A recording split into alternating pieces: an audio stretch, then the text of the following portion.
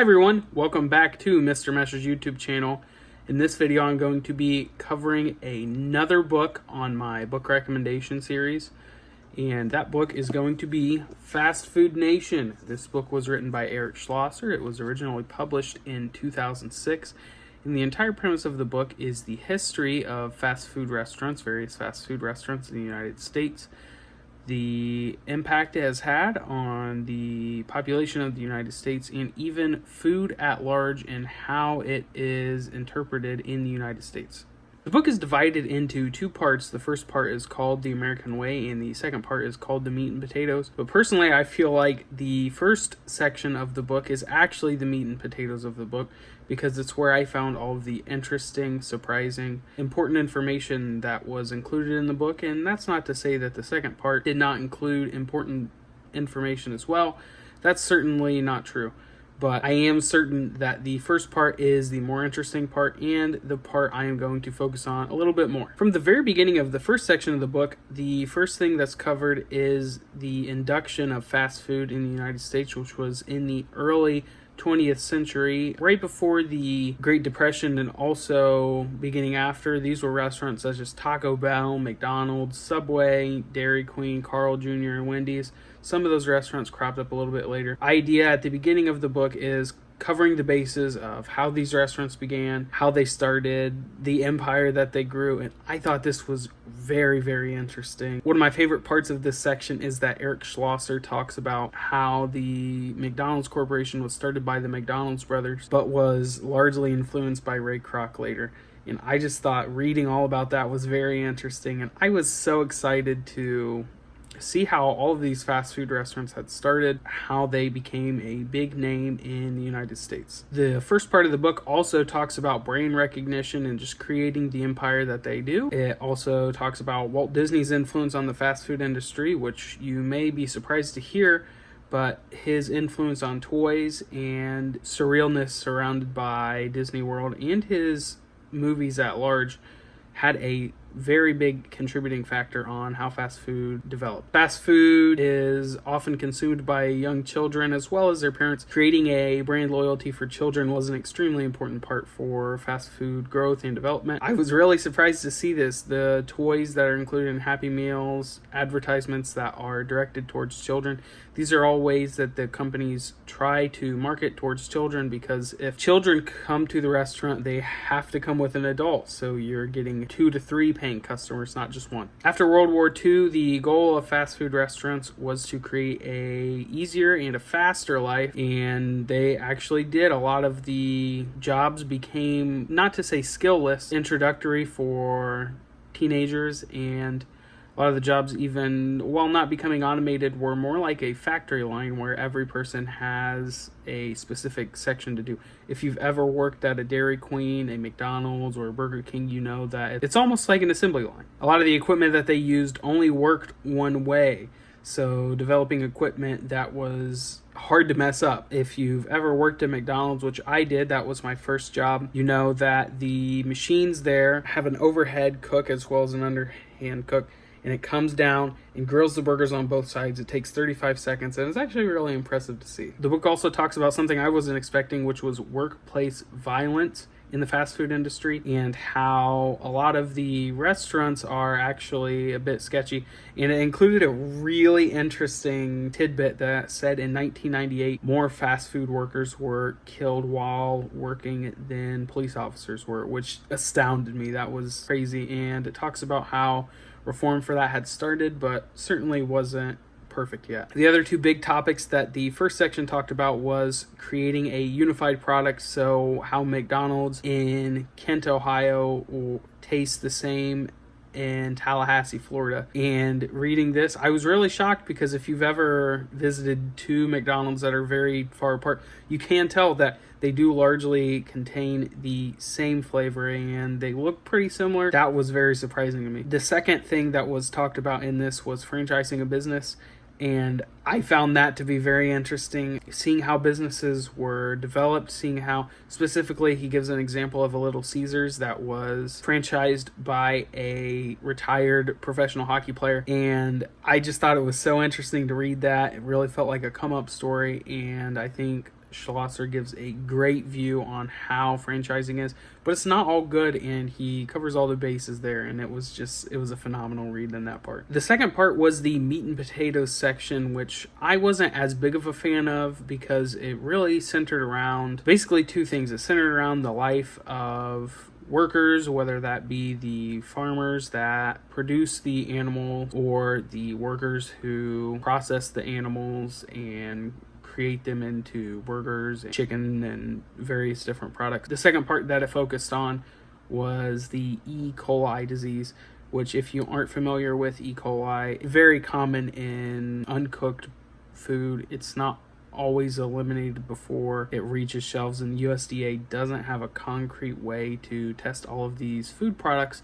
So he really goes into a lot of detail on that, which I found interesting, but certainly not engrossing in the same way that the first section was. One detail that he goes into is that the fries at McDonald's taste so good because while they were cooked in vegetable oil, they were also at one time included beef tallow, which is animal fat, and it gives a kind of a meat flavor to the fries.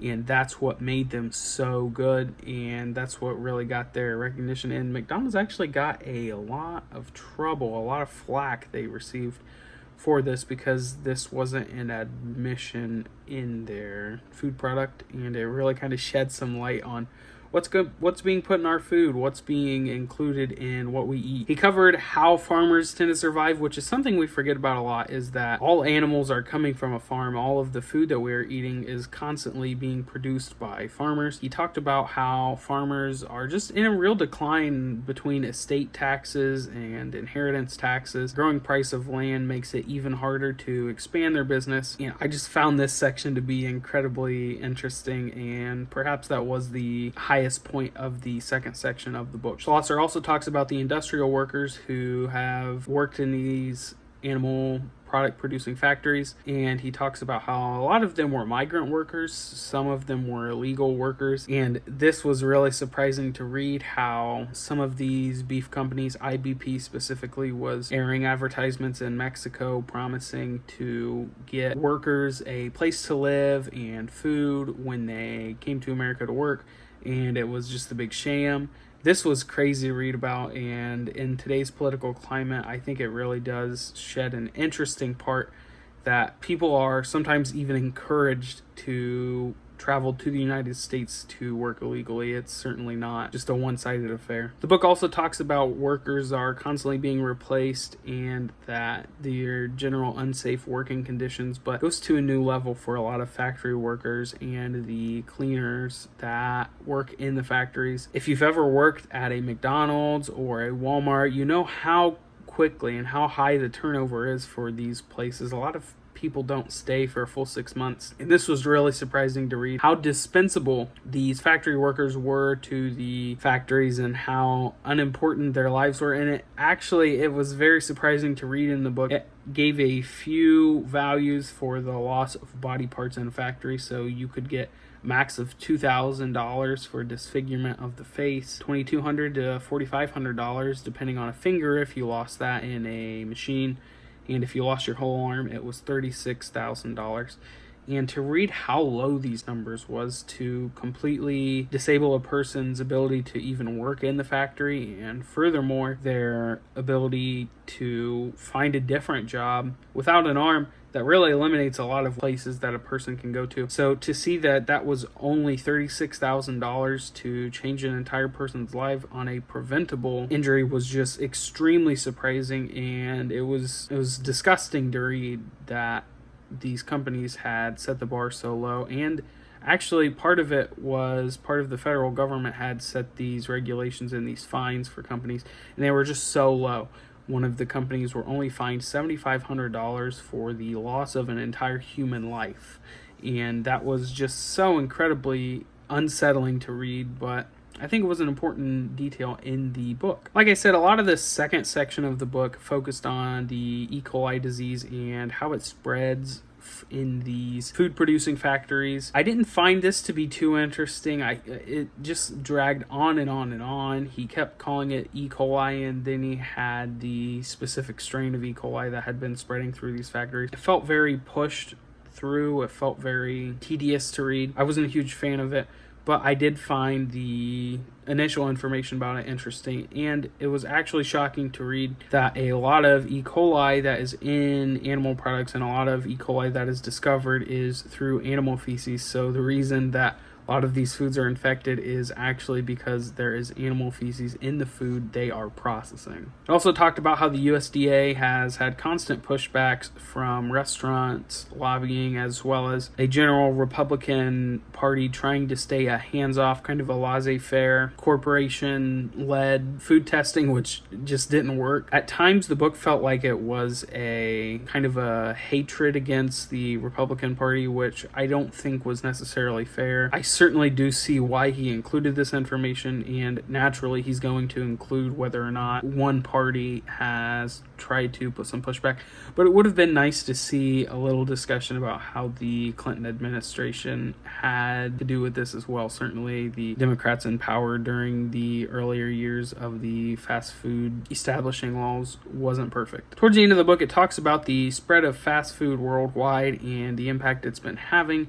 It also focuses on a more broad spectrum of the health consequences increased amount of fast food in the United States has had on the people, how over 1/3 of people in the United States are obese and over half are overweight or obese. This was surprising to read. When you think about it, it's not overly surprising. When you apply it to your own life, it's not overly surprising to read, but it certainly was a kind of a wake-up call. Some of the details he talked about for why this happened was an upsizing of products, giving larger portions because they can keep their prices the same and offer more portions as they are able to have more purchasing power. So it was really surprising to read this, and I was astonished in it. I really did feel a call to action to not eat at fast food restaurants as much, and I thought this was a really great, interesting detail included in the book. Normally at the end of these videos I include what I'm reading next, but this time I am not going to be including that because the end of summer is nearing and I will be working on the readings for the fall semester of 2019. I will be working in a high school and I will be doing some field placement work, and I am going to be reading and catching up, but this YouTube channel will be updated with that reading. I'm hoping to do some analysis of some poetry, do some analysis of some reading, and give you a better look into what I will be working on in the coming school year. Thank you all for watching, and I hope you enjoyed the video. Look out for my upcoming content for the next teaching school year, and I will see you all in the next video.